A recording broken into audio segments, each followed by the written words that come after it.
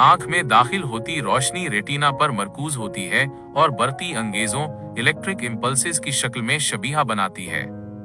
ये काम रेटिना में मौजूद एक कीमियाई मादा बसरी अरगवान रोडोप्सिन अंजाम देता है। रेटिना में वाक़े आसाब आंख के पिछली तरफ इकट्ठे होकर बसरी असब ऑप्टिक नर्व बनाते हैं। रेटिना में पैदा होने वाले बढ़ती अंगेजे इसी असब के जरिए दिमाग तक पहुंचते हैं। बसरी डिस्क ऑप्टिक डिस्क वो नुक्ता है जहां से खून की नालियां और बसरी असब रेटिना में से बाहर निकलते हैं। रेटिना का ये हिस्सा बसरी खिलियों से खाली है, चुनाचे इसे ब्लाइंड स्पॉट कहा जाता है। आंख के डेले आई बॉल के अंदर सयाल से भरे दो हिस्से हैं जिन्हें अदसा एक दूसरे से अलग करता है। पिछला हिस्सा बड़ा है और इसमें मौजूद जीली नुमा मवाद विट्रियस ह्यूमर कहलाता है। सामने के निस्बतन छोटे हिस्से में मौजूद पानी नुमा शफ्फाफ सियाल एक्वियस ह्यूमर है। इस खाने के भी दो हिस्से हैं जिनमें से एक आयरस के बाहर की तरफ और एक अंदर की तरफ वाक़े है। ये आबी सयाल एक नाली कैनाल ऑफ श्लेम के जरिए उन खानों तक आता है।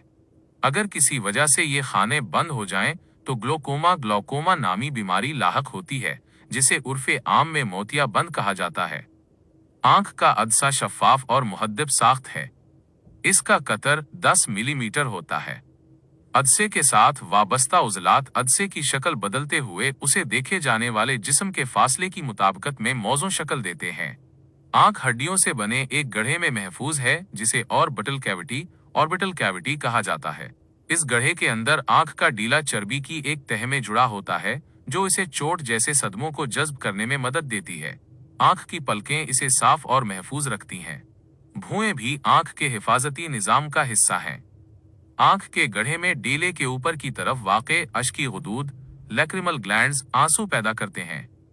आंसुओं का कुछ हिस्सा पलकों पर से बाहर गिर जाता है और कुछ आंख के अंदरूनी कोनों में वाक़े अश्की जौ लैक्रिमल सैक में चला जाता है। यहाँ से ये आंसू नाक में दाखिल हो जाते हैं। यही वजह है कि रोते वक्त आंखों के अलावा नाक से भी पानी बहता है।